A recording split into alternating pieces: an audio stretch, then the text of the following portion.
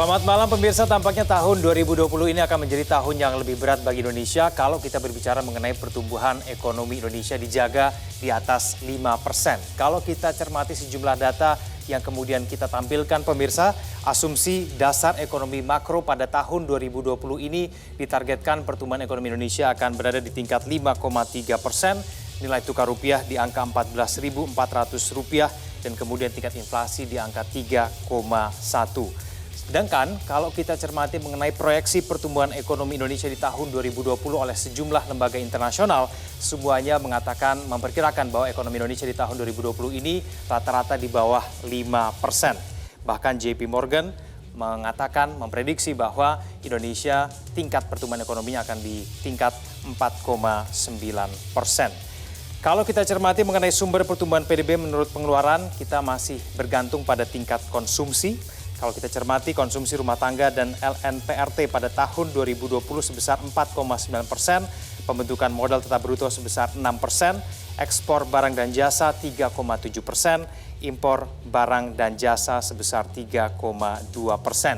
Bagaimana kemudian dengan laju pertumbuhan dan sumber pertumbuhan PDB menurut pengeluaran? Kalau kita cermati ekspor barang dan jasa dan juga dikurangi impor barang dan jasa ini masih di level minus. Dan kemudian pengeluaran konsumsi rumah tangga ada di angka 5,07%. Pemirsa, akankah asa ekonomi Indonesia tetap terjaga di tengah lesunya ekonomi dunia? Bersama saya Kevin Negan, inilah Economic Challenges.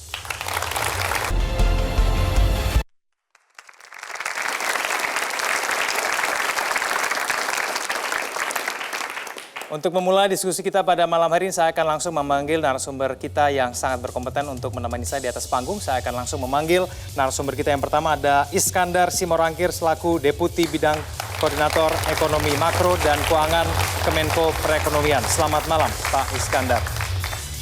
Selamat malam, silakan duduk. Lalu kemudian narasumber saya yang kedua adalah Pak Haryadi Sukamdhani, Ketua Umum Apindo.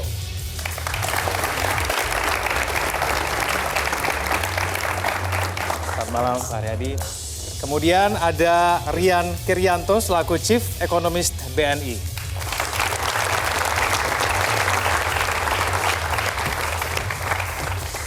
Selamat malam Pak Rian, silakan duduk. Lalu kemudian ada Joshua Pardede selaku Ekonom Bank Permata.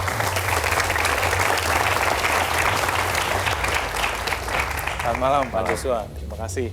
Pemirsa, sebelum kita lanjutkan diskusi kita akan lihat dulu ulasan dan juga paket informasi berikut ini untuk Anda.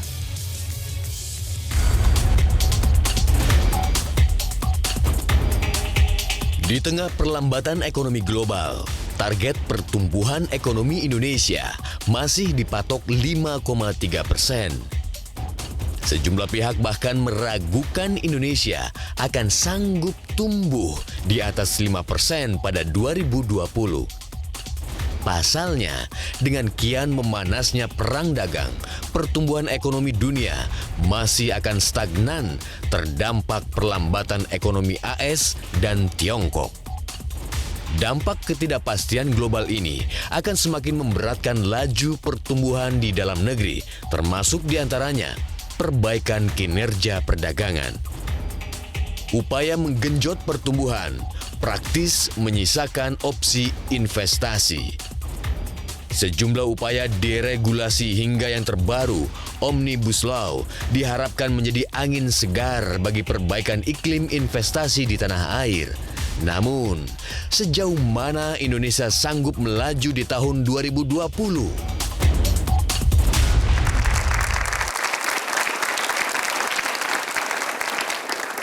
Terima kasih Anda masih bersama kami di Economic Challenges. Saya akan langsung kepada Pak Rian. Pak Rian, di tahun 2020 ini lebih berat atau lebih ringan Pak sebetulnya tantangan kita ke depan? Saya kira kita akan mengarungi sebuah perjalanan yang relatif lebih baik dibanding 2018 dan 2019. Ya, relatif lebih baik. Lebih baik. Ya, even ada external pressure, terutama dari eskalasi trade war, kemudian penyelesaian Brexit yang mungkin juga masih berkepanjangan. Yang ketiga adalah mungkin sampai dengan pemilihan Presiden Amerika Serikat bulan November 2020. Tapi saya ingin pertegas bahwa memang Indonesia tidak imun terhadap faktor eksternal, tapi kita beruntung kita relatif isolated. Kita relatif terisolasi dari tekanan eksternal, sehingga ini yang membuat kami meyakini outlook ekonomi kita di 2020 ini kurang lebih ada di angka 5,0 sampai 5,2%. Ini forecast dari kami. Di bawah 5,3% dari versi pemerintah ya Pak Rian. Saya ke Pak Joshua. Pak Joshua, tantangan apa yang kemudian harus diwaspadai oleh Indonesia pada tahun ini Pak? Ya, saya pikir di tahun 2020 ini kita perlu mengantisipasi masih dari tensi dagang ya, yang kemungkinan bukan hanya dari Amerika dengan Tiongkok saja, tapi mungkin bisa meluas ya, Eropa dengan Amerika dan juga Korea Selatan dengan Jepang. Itu faktor yang pertama. Yang kedua juga saya melihat bahwa masih ada potensi berlanjutnya perlambatan ekonomi Tiongkok. Ekonomi Tiongkok ini merupakan penggerak ekonomi terbesar dunia kedua setelah Amerika, dan Tiongkok merupakan mitra dagang utama penting buat Indonesia karena hampir 15% lebih total ekspor kita itu menyasar ke Tiongkok. Dan kalau kita lihat forecast dari IMF, Bank Dunia, ini pertumbuhan ekonomi Tiongkok ini sudah mulai terkena dampak dari perang dagang itu sendiri dan juga faktor rebalancing dari ekonomi Tiongkok itu sendiri. Sehingga tentunya ini kalau ekonomi Tiongkok ini terus melambat, tentunya pangsa pasar ekspor kita pun juga kinerja ekspor kita ke Tiongkok juga akan terpengaruh ya, dan ini juga akan berdampak juga pada harga komoditas juga karena Tiongkok merupakan salah satu negara konsumen terbesar dari komoditi. Jadi kalau Tiongkoknya cenderung melambat, tentunya akan berdampak juga pada fluktuasi harga komoditas. Jadi tentunya ini yang perlu saya pikir yang selain tadi faktor politik di Amerika dan juga faktor Brexit, saya pikir ekonomi Tiongkok yang melambat ini juga perlu menjadi pusat perhatian pemerintah juga. Karena ini akan sangat mempengaruhi ekonomi domestik itu. Pak Haryadi, dari kalangan pengusaha sendiri melihat tahun 2020 ini seperti apa Pak? Ya, kalau dari Apindo kan udah merilis outlook kita ya. Jadi memang kalau dari kami itu prediksi kami antara 4,95 sampai 5,1%. Nah, tapi ini sebetulnya masih bisa meningkat dari 5,1 dengan catatan bahwa Undang-Undang Cipta Lapangan Kerja itu ya, Omnibus Law-nya itu sesuai dengan ekspektasi pelaku usaha. Di sini yang paling utama adalah mengenai masalah bagaimana pengaturan daripada Undang-Undang Tenaga Kerjaan yang ditarik ke dalam Omnibus Law itu. Jadi harapan kita bahwa dengan formula yang baru itu akan meyakinkan para pihak untuk berani melakukan ekspansi. Nah, karena yang terjadi dalam kurun waktu yang panjang ini kan kenyataannya terjadi penyusutan lapangan kerja yang sangat signifikan ya, ditambah lagi jumlah angkatan kerja kita yang pendidikannya SMP ke bawah itu kan lebih dari 50%, 55%. Jadi ini kan juga harus dipikirkan kalau gap antara yang skill dan yang unskill begitu lebar, ini kan juga akan membuat sebetulnya pertumbuhan kita menjadi tertahan, ya kan. Jadi distribusi pendapatannya tidak ideal. Nah, ini yang terutama nanti pada saat bicara bagaimana formulasi tentang upah minimum, bagaimana formulasi mengenai masalah pesangon dan sebagainya, outsourcing dan sebagainya, ini yang perlu semua pihak melihatnya itu dengan lebih objektif aja gitu. Karena kalau kita tidak melihat skala prioritas ya, tidak melihat fakta lapangan, kita nanti akan terjebak kepada kondisi seolah-olah itu kita ingin mencapai sesuatu yang ideal, tapi kenyataan di lapangan tidak seperti itu. Dan Undang-Undang 13 itu kenyataan di lapangan kan banyak yang sebenarnya tidak mengikuti, tidak comply terhadap aturan-aturan itu. Contohnya saja di BPJS Ketenagakerjaan yang menjadi anggota membayar dengan penuh itu jumlahnya relatif masih sedikit dibandingkan jumlah tenaga kerja yang ada. Itu artinya apa? Artinya ada sebagian besar yang memang tidak comply, tidak mengikuti aturan yang ada. Dan nggak ikutnya kenapa? Karena terkait dengan biaya yang tinggi kan, biaya tenaga kerjaan yang tinggi, sehingga mereka memilih untuk tidak mengikuti aturan itu begitu. Baik. Mas. Kalau dari Pak sendiri formulanya Pak, kalau kita mau mencapai 5,3%, bagaimana caranya? Tentunya pemerintah itu optimis ya, karena kita udah mempertimbangkan kebijakan-kebijakan yang akan kita lakukan ke depan. Saya sederhananya kenapa optimis 5,3%. Ada beberapa, selain nanti saya ceritakan bagaimana perbaikan di dalam Omnibus Law. Ya. Dari beberapa kebijakan yang udah kita lakukan itu udah menunjukkan hasil. Pertama, kita memberikan tax incentive, yaitu berupa tax holiday. Dalam 1 tahun dengan posisi kemarin akhir Oktober, itu sudah 45 investor dari 12 negara menginvestasikan di 16 provinsi, itu totalnya 525 triliun rupiah. Itu uang benaran loh yang akan masuk kayak gitu. Udah kita setujui. Itu indikatornya. Maka tuh apalagi nanti didorong dengan ini omnibus law aja belum selesai, ya kan? Apalagi nanti udah selesai. Oke. Dengan asumsi seperti itu kita memperkirakan investasi setidaknya itu bisa tumbuh 6% tahun depan. Walaupun di tengah globalnya mengalami pelemahan, maka tuh policy kita yang kita address sekarang adalah bagaimana supaya daya beli kita dari sisi domestik ini bisa kita pertahankan. Konsumsi domestik itu bergerak antara 55 sampai 57, bahkan sempat kita 60% ya kalau kita lihat historis. Yang kita address ini adalah mempertahankan konsumsi ini. Bagaimana caranya? Ya, kita lakukan adalah misalkan KUR kita udah turunkan 6%. Kemudian kita langsung ekspansi kuantitasnya. Presiden kemarin sudah menetapkan 36% pertumbuhannya dari 140 ke 190 triliun. Ini dimaksudkan untuk mempertahankan basis daripada pertumbuhan kita yang berasal dari konsumsi yang tadi yang berdasarkan triwulan 3 itu 56,4% share-nya terhadap PDB. Kemudian kita lihat coba leading indikator. Tadi perang dagang oke kalau kita lihat. Coba kita lihat data ekspor kita. Ekspor kita terakhir membaik ya, walaupun keseluruhan neraca perdagangan kita defisit, ya ekspornya menurun. Tetapi kalau kita lihat negara yang utama kita, share utama seperti Cina, itu masih meningkat loh. Lihat data sampai dengan Oktober, Januari akumulasinya sampai dengan Oktober itu masih positif kalau kita lihat. Singapura kita ekspornya Januari Oktober masih positif. Taiwan masih positif. Hong Kong walaupun dia terjadi kerusuhan masih naiknya 0,0 gitu ya. Kalau kita lihat dengan beberapa indikator itu aja ya, maksud saya belum memperhitungkan omnibus law tadi. Kita bisa mencapai, bagi saya kalau 5,3 ya, dengan konstelasi nanti yang politik di luar negeri tidak akan seberat di tahun 2019. Kenapa? Karena nanti 2020 mereka mau akan ada pilpres, persiapan pilpresnya. Pasti kebijakannya tuh lebih lenient dia, Donald Trump ini ya.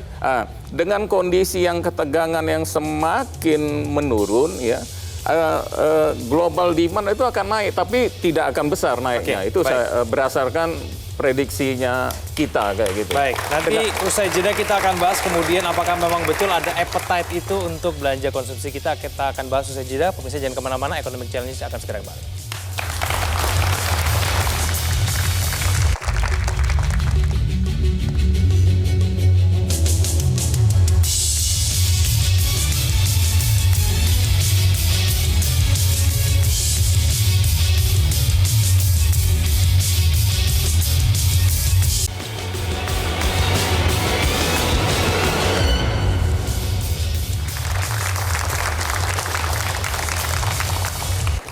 Terima kasih Anda masih bersama kami di Economic Challenge. Saya akan kembali ke Pak Joshua dan juga Pak Rian. Saya ke Pak Joshua dulu. Pak Joshua, kalau kita masih bergantung pada tingkat konsumsi, bagaimana kemudian kita bisa mempertahankan tingkat konsumsi kita pada tahun ini, Pak? Iya, saya pikir memang ini juga terkait juga dengan kebijakan pemerintah ya di awal tahun ini. Pemerintah juga akan mulai menyesuaikan tarif iuran BPJS, baik kelas 1, 2, dan kelas 3. Di samping itu juga pemerintah akan menaikkan tarif cukai rokok dan kemungkinan juga akan menaikkan tarif listrik ya 900 volt ampere. Dan tentunya ini akan meningkatkan ekspektasi dari inflasi di tahun ini. Tapi memang kita lihat masih dalam kisaran 3 hingga 3,5%, masih dalam sasaran inflasi pemerintah sebenarnya. Perlu ada kebijakan-kebijakan dari pemerintah khususnya bagaimana nilai tukar perlu stabil dan juga harga-harga pangan khususnya perlu dijaga dalam rentang yang stabil, sehingga diharapkan ini masih akan tetap menjaga konsumsi dan juga daya beli masyarakat, karena sampai sejauh ini saya pikir belum ada tendensi ataupun belum ada indikasi bahwa daya beli masyarakat menurun, tapi konsumen menunda belanja untuk mengantisipasi kenaikan harga-harga ini mungkin saja dan itu terlihat, kita lihat dari misalkan survei dari Bank Indonesia terkait dengan survei konsumen dan juga dari survei penjualan eceran yang agak menurun. Tapi kita harapkan dengan kebijakan tadi, optimisme yang dibangun oleh pemerintah dengan kebijakan dari Omnibus Law ini, saya pikir ini akan membangun optimisme dari konsumen juga. Baik. Pak Rian, Anda melihat tingkat konsumsi kita di tahun 2020 akan di tingkat berapa, Pak? Hitungan kami konsumsi rumah tangga Ya. atau public consumption itu akan ada di range 5,1 sampai 5,2%.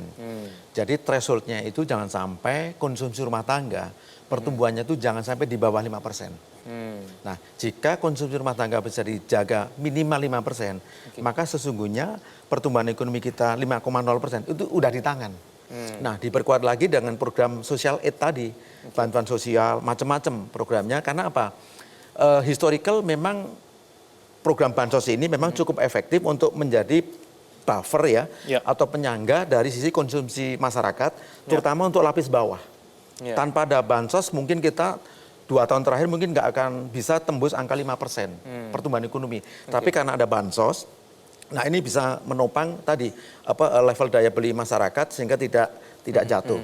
Nah, saya dengar alokasi daripada bansos dan turunannya ini untuk 2020 relatif lebih besar. Nah, ini tentunya akan memberikan stimulan atau daya ungkit yang lebih baik dari sisi konsumsi rumah tangga. Sehingga 5,1 sampai 5,2% rasanya bisa. Rasanya bisa. Apalagi, ya. Oke, baik. Kalau dari pengusaha sendiri bagaimana Pak Haryadi? Melihat mengenai daya beli masyarakat sendiri seperti apa? Apakah memang appetite itu ada sebetulnya?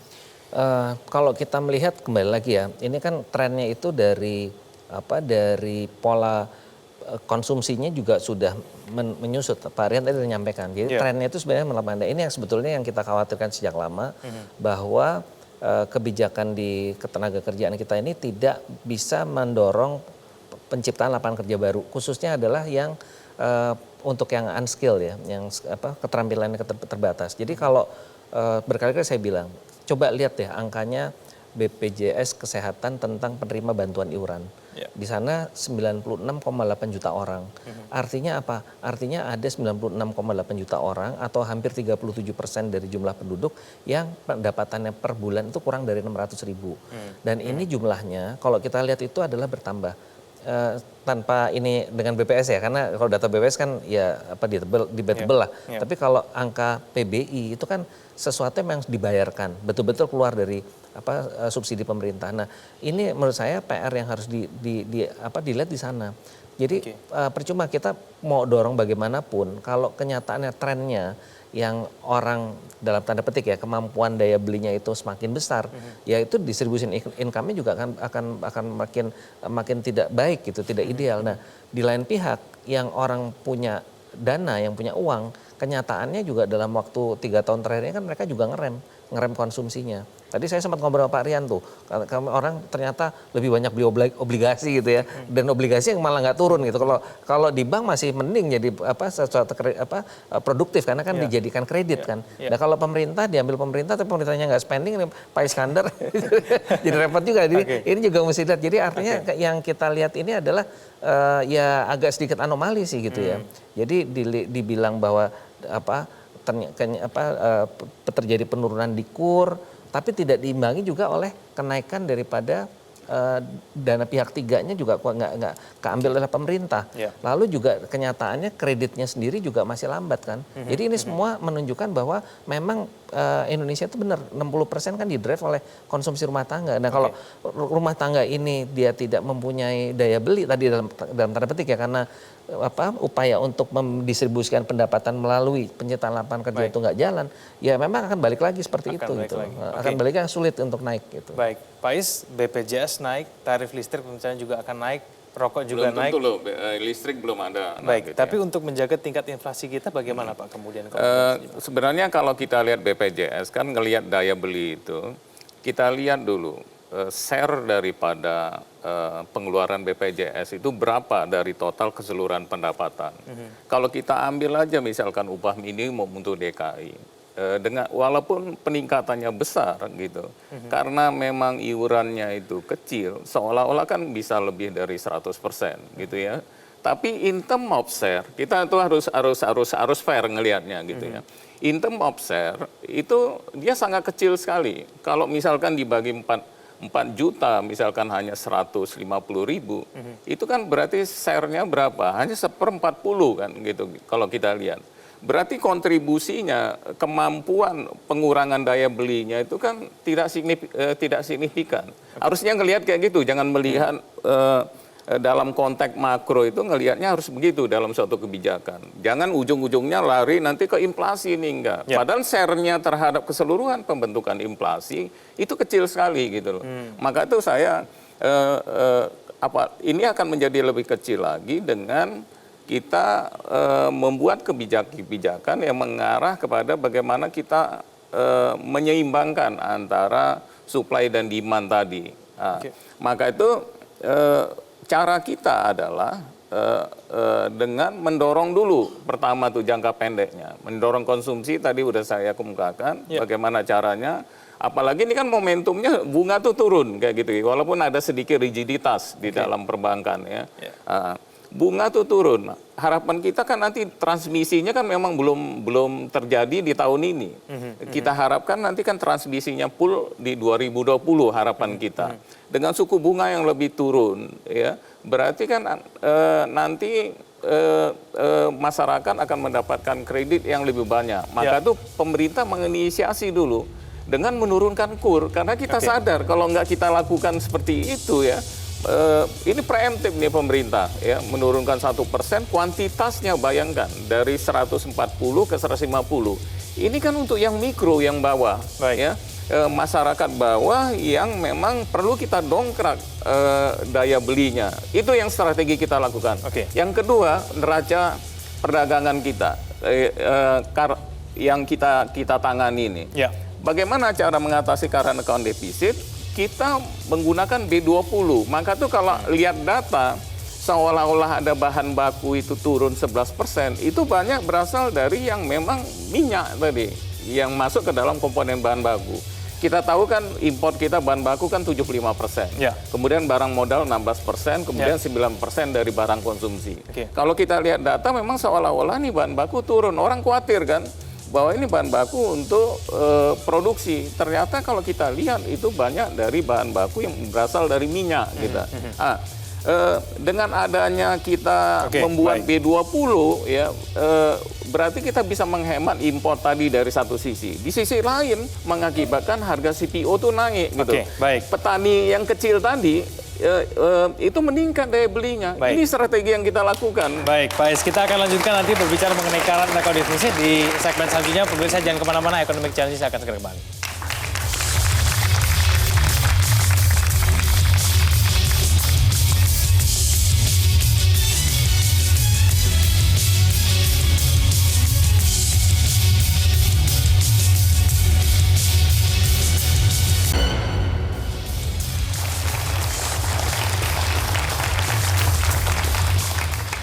Terima kasih Anda masih bersama kami di Economic Challenges. Pak Rian, sebetulnya strategi untuk mengatasi current account deficit itu seperti apa sih Pak di tengah perlambatan ekonomi global saat ini? Tadi salah satu yang disampaikan Pak Iskandar valid, yaitu kita menambah lagi porsi kepada konsumsi B20. Hal lain yang mungkin perlu kita eksplorasi adalah dari sisi dua sisi. Satu saya sebut aja dari services sektor. Ya, kita harus diakui terlalu banyak atau boros atau tidak efisien di dalam mengelola sisi sektor jasa. Terlalu banyak kita membayar ya menggunakan devisa atau foreign currency kepada pihak luar. Ya, tenaga-tenaga konsultan, advisory dan sebagainya kita harus bayar keluar. Termasuk di industri insurance misalnya. Kita melakukan reasuransi, reasuradur, bayarnya kan pakai valuta asing. Ya ini yang mengganggu posisi current account deficit kita. Yang kedua, kita sebetulnya punya anugerah dari Tuhan yang luar biasa, yaitu apa? Sumber daya alam. Dalam artian kita punya wisata-wisata alam atau tourism yang ini belum dieksplorasi dengan optimal sehingga bisa mendatangkan devisa.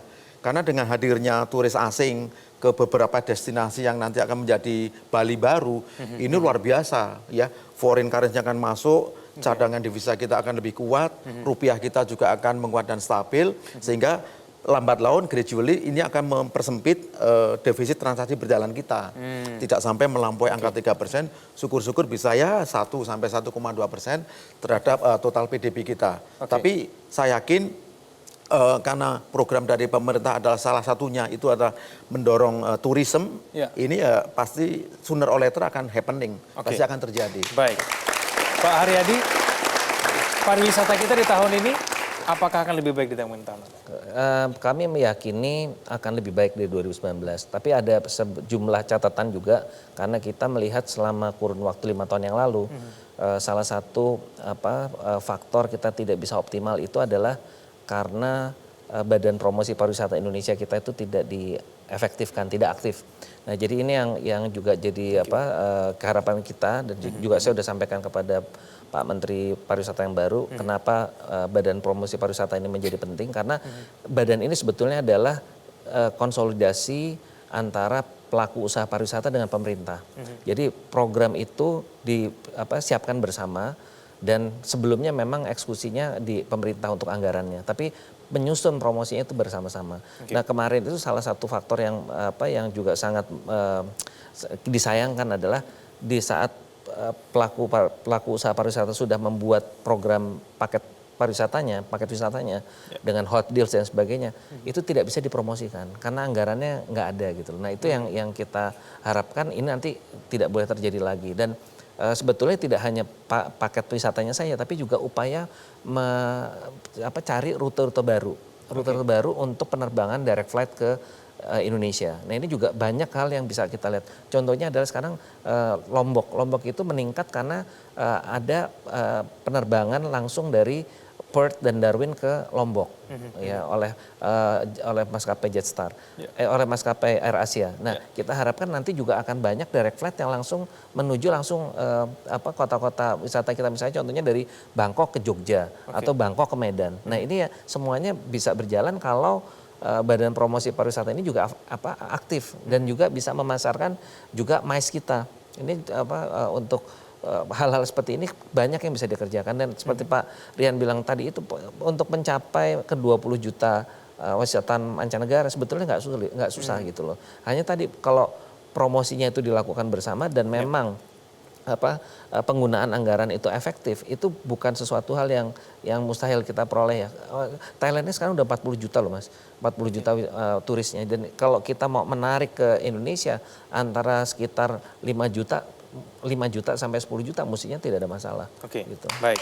Saya ke Pak Joshua. Kalau Anda mencermati mengenai current account deficit seperti apa? Strategi apa yang kemudian harus dilakukan oleh pemerintah khususnya? Iya, saya pikir saya mendukung ya bahwa dengan program B30 ini tentunya akan menekan defisit migas kita. Yang kedua juga tadi terkait juga dengan bagaimana mendorong misalkan industri perkapalan nasional kita ya. Karena kita tahu bahwa jasa ekspor impor kita ini masih menggunakan kapal asing gitu, sehingga kita agak tekor defisitnya di pembayaran tadi jasa perkapalan. Dan saya pikir ini juga terkait juga dengan hilirisasi industri ya, baik di sektor mineral migas ya, khususnya terkait dengan program pemerintah juga yang membatasi ekspor biji nikel gitu ya. Dan saya pikir ini juga bisa diterapkan juga buat komoditi-komoditi lainnya, bukan hanya nikel dan juga CPO dan juga misalkan batu bara dan juga tembaga lainnya. Saya pikir ini perlu diperluas ya hilirisasi industri ini, karena kita tahu bahwa selama ini kita masih mengekspor bahan mentah saja gitu, yang tidak punya nilai tambah yang bisa bersaing di pasar internasional. Jadi dengan adanya hilirisasi industri ini tentunya kita harapkan tadi ekspor kita punya pasar lebih banyak ya dengan nilai tambah yang lebih besar, yang kita harapkan ini bisa mendorong tadi ekspor non migas kita. Baik.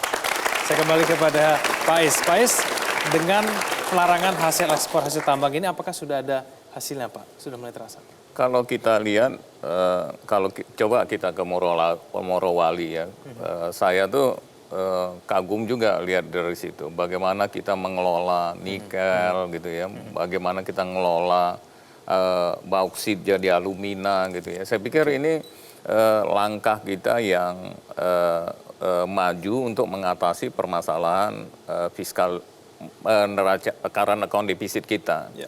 Selain tentunya kita ingin seperti juga Pak Presiden kemukakan 5 program prioritasnya kan transformasi ekonomi, supaya kita jangan tergantung kepada sumber daya alam terus ya. Ketika ekonominya tumbuh seluruh dunia, kita tumbuhnya segitu-segitu saja 5% kayak gitu. Maka itu untuk mendorong pertumbuhan yang lebih tinggi ya, pengalaman dari negara-negara contohnya kayak Korea Selatan, dia tuh investasi untuk industri yang orientasi ekspor gitu. Dalam rangka dia untuk mendorong pertumbuhannya, dia start itu tahun 70 kalau kita lihat. Nah, pola yang sama ini kita tiru. Jadi itu tercermin dari 5 program prioritasnya pemerintah tadi. Ya. Belajar dari pengalaman negara-negara yang bisa keluar dari jebakan kelas menengah itu, kita jadikan contoh sekarang. Ya. Nah, termasuk kita sekarang melakukan reformasi yang radikal terhadap percepatan perizinan dengan Omnibus Law itu. Oke, baik. Kita akan lanjutkan diskusi kita di segmen selanjutnya. Pemirsa jangan kemana-mana, Economic Challenge akan segera kembali.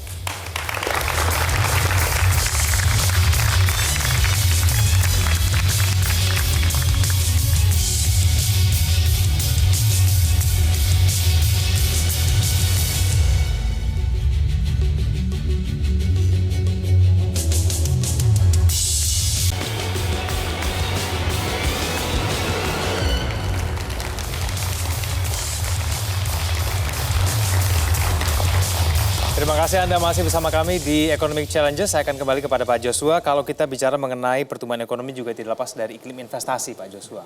Nah, ini bagaimana kemudian kita bisa memperbaiki iklim investasi kita supaya kita bisa mampu mengejar pertumbuhan ekonomi di atas 5%? Ya, saya pikir ini terkait juga dengan investasi baik di sektor real, peranan modal asing, peranan modal dalam negeri, dan juga investasi di portfolio.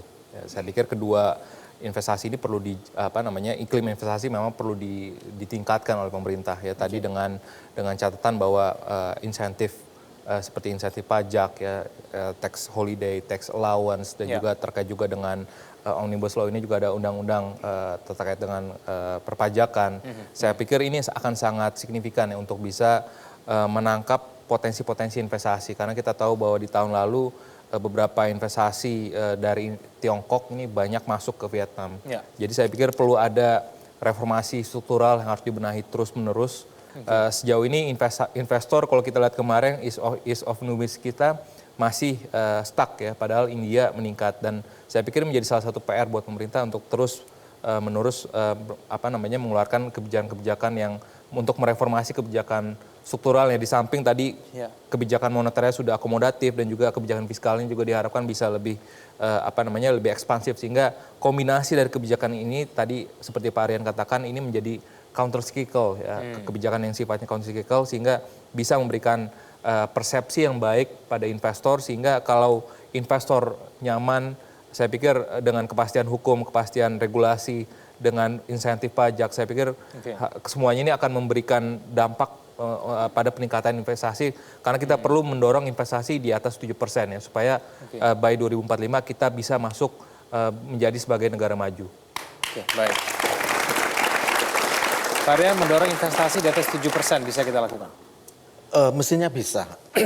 Jadi catatan kritis saya adalah bagaimana kita meningkatkan kembali global competitiveness Indonesia, ya, karena posisi daya saing kita kan sudah disalip oleh Malaysia, sudah disalip oleh Thailand, bahkan Vietnam pun sudah menyalip kita tanpa kita sadar. Tapi nggak apa-apa. Dengan tadi yang disampaikan oleh Pak Aryadi, pemerintah komit untuk menelurkan dengan segera, yaitu Undang-Undang Omnibus Law untuk Cipta Lapangan Kerja, kemudian Omnibus Law khusus untuk perpajakan. Saya kira ini akan bisa mengatrol ya peringkat ease of doing business kita, sehingga kita bisa lebih bagus lagi. Seperti harapan Pak Presiden, kita bisa ada di level katakanlah 40, mungkin 2022 atau mungkin di 2023. Nah, salah satu juga area yang harus kita improve adalah di sisi innovation, karena skor kita untuk sisi innovation itu paling jelek. Ya, jadi space atau ruang kita untuk berinovasi itu lambat. Nah, ini harus mulai banyak dibangun. Makanya saya senang sekarang ada Kementerian Ristek yang juga mengembangkan Center of Excellence dan sebagainya. Karena dengan inovasi ini, Pak Iskandar tadi bagus sekali sampaikan, Korea Selatan sukses keluar dari middle income trap karena apa? Inovasi. Salah satu negara Afrika yang juga sukses keluar dari jebakan kelas menengah itu adalah Nigeria. Karena tadi dengan innovation.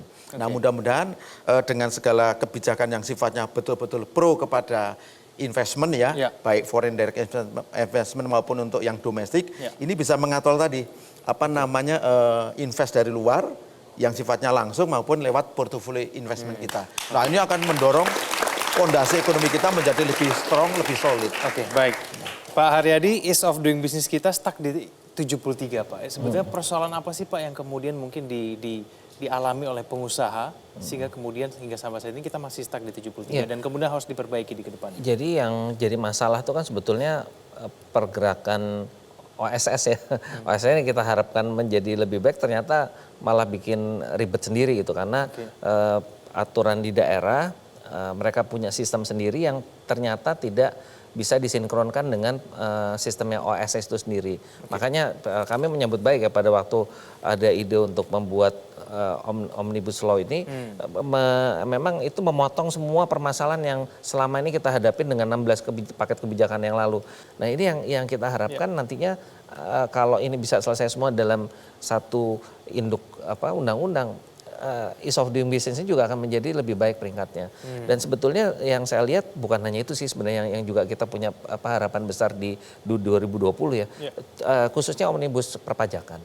Nah, perpajakan ini juga saya melihat sudah inline lah dengan harapan dunia usaha, yaitu dari tarifnya juga mulai diturunkan, walaupun nanti akan efektif di 2021, tapi itu akan memberikan sinyal kuat bagi dunia usaha bahwa kita on the right track untuk membuat ekonomi kita menjadi lebih efisien.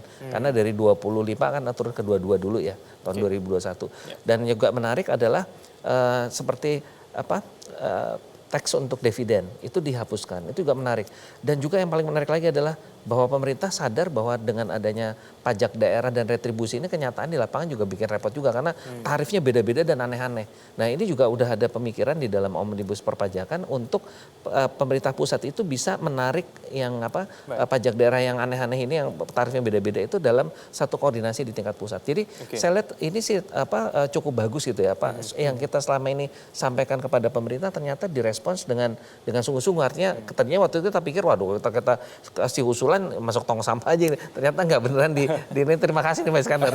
Dengerin juga kita keluhan kita. Jadi ada hal-hal yang positif ya di samping cipta lapangan kerja juga di fiskalnya nanti juga menurut saya cukup bagus.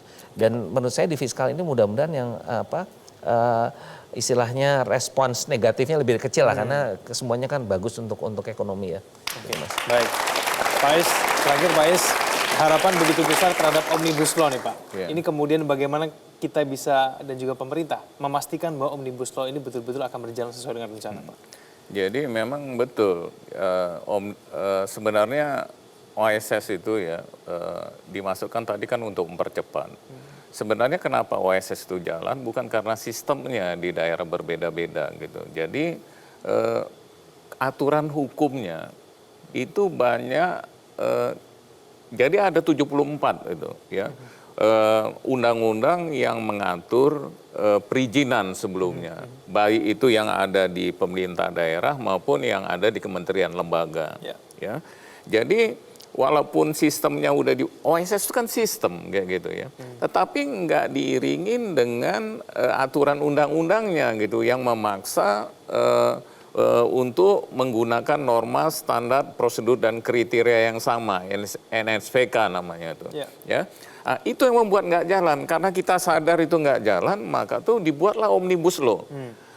Kita yakin dengan sistem IT, semua tuh nanti berjalan cepat.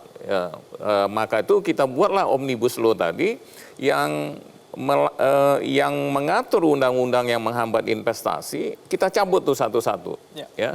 Dimasukkan ke dalam satu undang-undang yang namanya Omnibus Law.